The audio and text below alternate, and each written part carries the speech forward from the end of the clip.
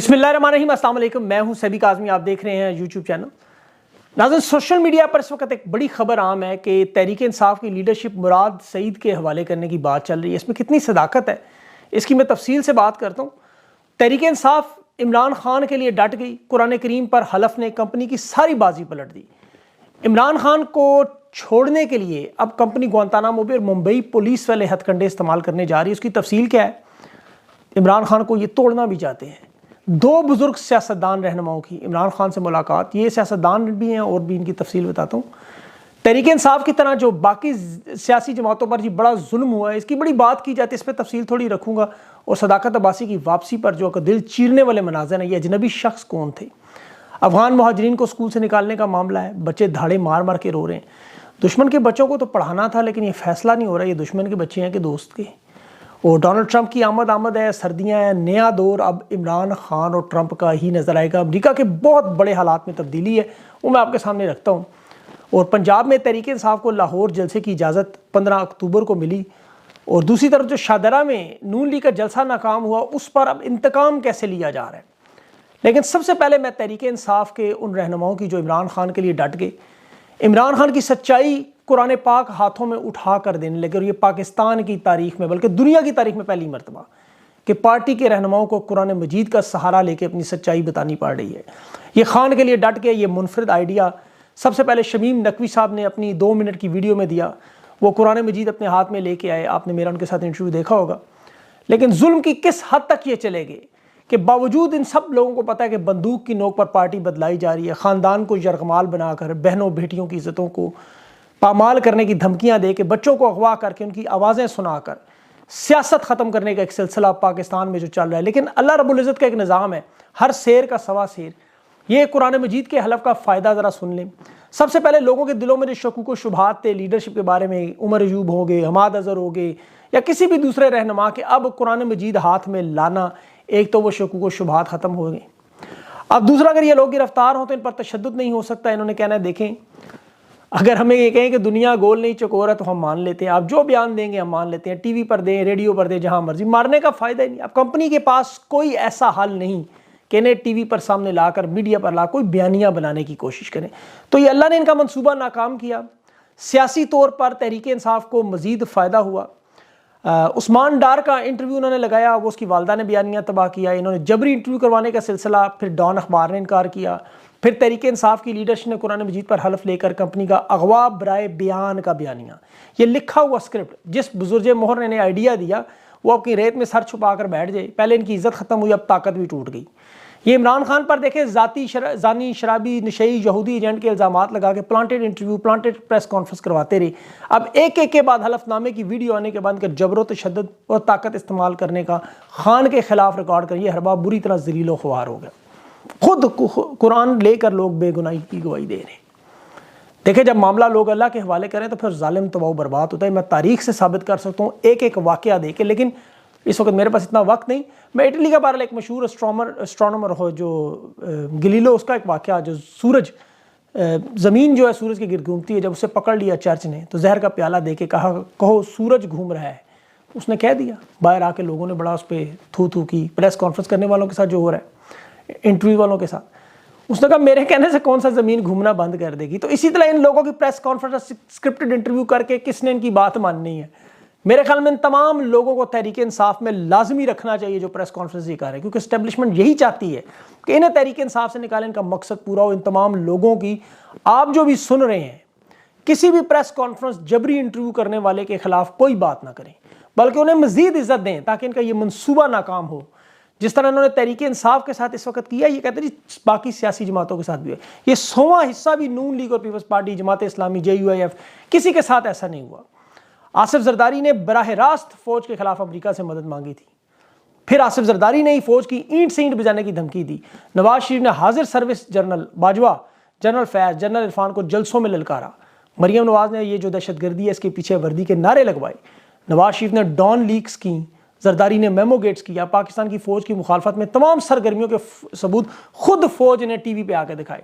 فضل الرحمان نے کہا پاکستانی فوج اسرائیلی ایجنٹ ہے، ان کے پیسوں پہ پلتی ہے۔ خواجہ آصف نے کہا پاکستانی فوج پر ہر جنگ ہاری ہے. یا صادق نے کہا ان کا نام سن کر ہندوستان کا جنرل باجوہ کی ٹانگیں کانپتی تھی. تحریک انصاف کے کسی ایک فرد کا بھی ایسا بیان فوج کے بارے میں کبھی نظر نہیں آیا. عمران خان نے کہا فوج میری ہے، فوج سب سے آگے ہے، فوج تگڑی چاہیے، فوج سب سے اہم ہے، فوج کے خلاف ایک لفظ کوئی نہ بولے. لیکن تحریک انصاف کے لوگوں پر 5 مہینوں سے ظلم اور جبر. یہ خدا کی قسم ہر انٹرویو میں انہوں نے میرے ساتھ کہا کہ فوج ہماری جان سے زیادہ عزیز ہے. ہم لوگ تو ٹریفک پولیس کے ساتھ بھی سازش کا نہیں سوچ سکتے. عمر ڈار کی باتیں آپ نے سنی ہوں گی. ان لوگوں کا انہوں نے کیا حال کر دیا. پورے پاکستان کو اس بات کا پتہ چل چکا یہ بات ایک عمارت کی نہیں. ورنہ جب عمران خان پہ وزیر آباد میں قاتلانہ حملہ ہوا، کو یاد ہوگا، لوگ گورنر ہاؤس سے کینٹ کی طرف گئے تو یہ لوگ ٹینک لے کر آئے، انہوں نے راستے بند کیے. لیکن 9 مئی کو ایسا کچھ نہیں ہوا، کیونکہ بات صرف کور کمانڈر ہاؤس کی نہیں، جناح ہاؤس کی نہیں. اگر ایسا ہوتا تو پریس کانفرنس کرنے والوں کو کبھی معاف نہ کیا جاتا. سریعام گالیاں دینے والے ان کے منظور نظر نہ ہوتے. امریکہ کی خوشنودی کی بات ہے، ان کی انا کی بات ہے. 75 سال کی طاقت اگر وہ ختم ہوگی تو تمام کاروبار بند ہوں گے. آئندہ آنے والی نسلوں کے، ان تمام سیاستدانوں کے کھربوں روپوں کی تمام لوٹ مار ختم. یہ اگر دیکھیں فرخ حبیب، حماد اظہر، علی اوان، جاسمین راشد، علی حمزہ، سنم جاوید، عمر چیمہ، ان لوگوں کو اگر روک لیا گیا تو یہ ٹیسٹ ٹیوب سیاستدان کدھر جائیں گے؟ اس بات کا آپ ثبوت دیکھ لیں. مریم نواز کے مقابلے میں سنم جاوید کو کیوں توڑا جا رہا ہے؟ عثمان ڈار کے مقابلے میں خواجہ آصف کا کیوں اسے عثمان ڈار کو توڑا گیا؟ کیوں ابرار الحق کو احسن اقبال کے مقابلے میں توڑا گیا؟ صداقت عباسی کو کیوں شاہد خاقان عباسی کے خلاف توڑا گیا؟ فرخ حبیب کو رانا ثناء اللہ کے بارے میں، اور اب عمران خان کو نواز شریف کے بارے میں. یہ پوری ایک لسٹ ہے، بہت بڑی ہے، کہ بتاؤں تو بڑا لمبا ٹائم. اصل واردات یہی ہے، انہیں خطرہ ہے کہ یہ جو شعور عوام میں آ گیا تو پھر دلیے سے سیمنٹ کا کاروبار کدھر جائے گا. یہ آل زرداری، آل شریف کو سامنے لانا چاہتے ہیں، کیونکہ یہ سارے صورتحال کے بینیفیشری ہیں. کمپنی تو اپنا دلیہ، سیمنٹ اور بینک بچا رہی ہے، طاقت بچا رہی ہے، اور یہ دسترخوان کی بچی کھچی ہڈیوں کو چوڑنے والے ان لوگوں کو بھی کچھ مل جائے. یہ اتنے ظالم لوگ ہیں کہ شدرا میں دیکھیں عوام ان کے جلسے میں نہیں آئی تو آج کئی دن سے وہاں بجلی اور گیس ان لوگوں نے بند کر دی کہ تم لوگ عمران خان کا ساتھ کیوں دے رہے ہو. ظلم کی انتہا، بربریت کی انتہا. جو یہ کہتے ہیں نا جیلیں ہیں سب کے لیے، زرداری کے لیے جیل، اس کی جیل صرف اتنی تھی پریزن وین میں ایئر کنڈیشن نہیں لگا. نواز شریف کی ایک جیل تھی من پسند آلو والی ڈش نہیں آئی. احسن اقبال کے سوٹ کی ٹائی نہیں تھی. مریم نواز کے کپڑوں کی ڈرائی کلیننگ کی جگہ عام استری. رانا ثناء اللہ کی مونچھیں برابر کرنے کے لیے وہ 3 سائڈ والا شیشہ نہیں تھا. خواجہ سعد رفیع کے چنے اچھی طرح نہیں ابلے تھے. اسحاق ڈار کو دبئی والا منرل واٹر نہیں ملا. ان کے اپنے ڈبل بیڈ روم، ان کے کھانے، ان کی مالشیے، خدمتگار، پوری جیل میں واک، 2600 ملاقاتیں، یہ وہ بھی چند دنوں کی دیر میں. آج عمران خان کو بات کرتے ہیں، اس کو توڑنے کے لیے اس کو زیادہ کمزور کیا، اس کے مسلز دیکھیں ویک کرتے جا رہے ہیں. ابھی وہ رضوان غزالی نے بات کی ٹارچر کا نیا منصوبہ، شیشے والا کمرہ تاکہ روشنی آئے، لیکن وہ شیشے والا کمرہ نہیں ہے. میری معلومات ہے یہ ایلومینیم لگانا چاہتے ہیں اندر تاکہ گرمیوں میں شدید گرمی اور سردیوں میں شدید سردی، آواز زیادہ گونجتی ہے، ٹارچر ہوتا ہے، انسان ٹوٹتا ہے. پھر یہ ممبئی حملوں کی طرح اس طرح کے کیپسول کھلا کے جس میں بندہ بولنا شروع کر دے. یہ لوگ کینسر کی 3ری سٹیج پر فردوس نقوی کو نہیں توڑ سکے، وہ کہتا ہے میں تھوکتا ہوں ان کی ڈیل پر.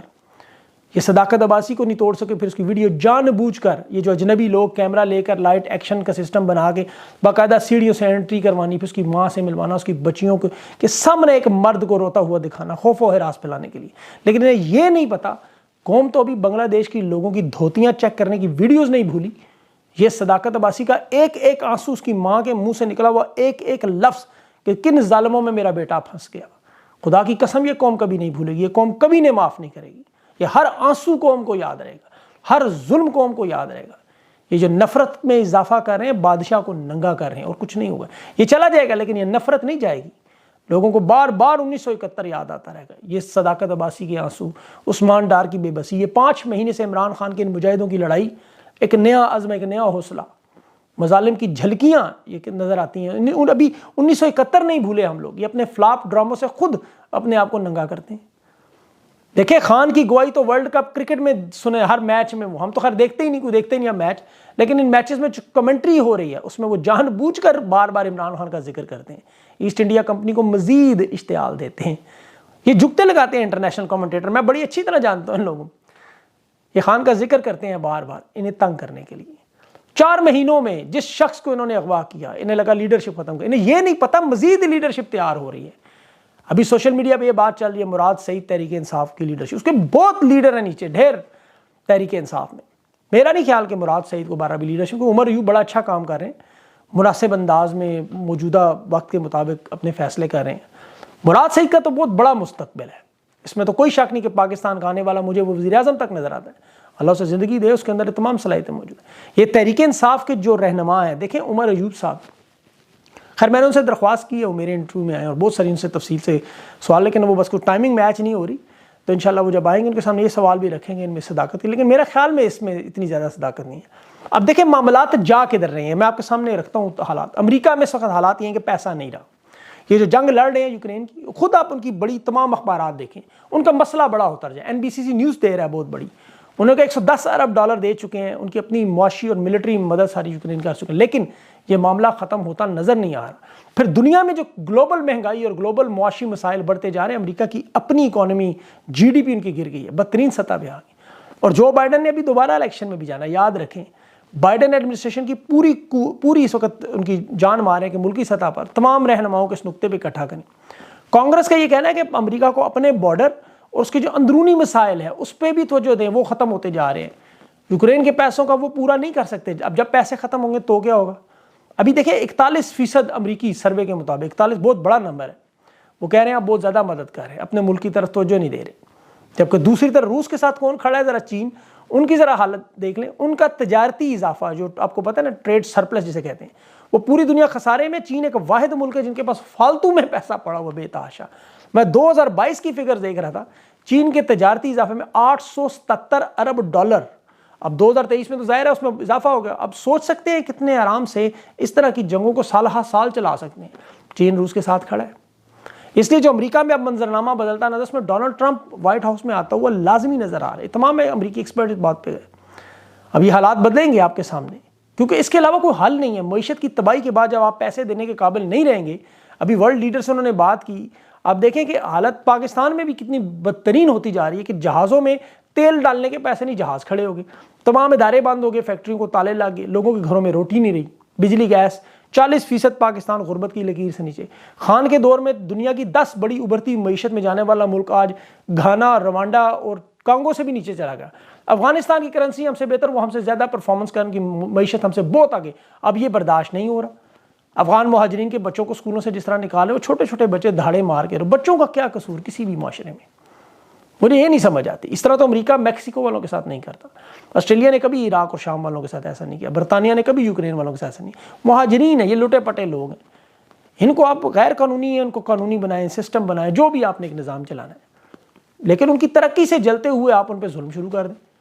امریکہ نے تو ظاہر اپنی شکست کا بدلہ لینا ہے، انہیں تو کسی صورت میں افغانستان گوارا نہیں، وہ بڑے سے بڑا چیلنج ان کے لیے بھی کھڑا کریں گے، پاکستان کے لیے بھی۔ نومبر کے بعد یہ معاملات زیادہ خطرناک ہو جائیں گے، معیشت آگے دم توڑ رہی ہے، IMF فروری میں پیسے دینے کو تیار نہیں، یہ لوگ ایک نیا محاذ کھولنے بیٹھ رہے ہیں۔ آج دیکھیں سونے کی مارکیٹ میں اگر آپ دیکھیں حالات کیا ہے، اسمگلنگ کے نام پہ وہاں کریک ڈاؤن ہوا، لیکن ایک تباہی مچ گئی۔ سونار پتہ ہے کیا کہہ رہے ہیں؟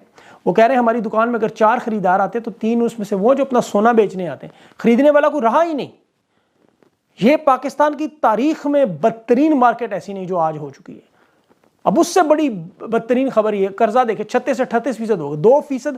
آپ کو پتہ ہے پاکستان کا ٹوٹل قرضہ 100 ارب بنتا ہے، اس میں 2% اضافہ دیکھ لیں کہاں ہے۔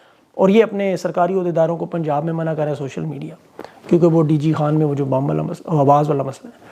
اچھا ایک مزے کی خبر بھی آپ کو بتاؤں، فیس بک کا اپنا ذاتی اکاؤنٹ بھی جو ہے وہ برطانیہ میں، اس پہ ریلیز عمران خان کا لکھا ہوا آ گیا سر۔ اب اس میں لکھا ہے سابق وزیر اعظم عمران خان کو ریلیز کریں، ان کے اپنے فیس بک ہے۔ عمران خان کے ٹائگر کہاں کہاں موجود ہے؟ فیس بک نے ڈیلی میل نے خبر لگائی کہ یہ ہیک ہو چکا ان کا اکاؤنٹ۔ اور بہرحال یہ انٹرسٹنگ خبر تھی۔ دوسرا جو 2 بڑے سیاستدانوں کی بات، جو بزرگ سیاستدان ہیں، ایک تو SM ظفر صاحب ہیں، وکیل ہیں، آپ کو پتہ ہے ذوالفقار علی بھٹو کے زمانے سے بیک ڈور ڈپلومیسی میں بڑا اہم کردار ادا کرتے رہے، ان کی پوری ایک ہسٹری ہے۔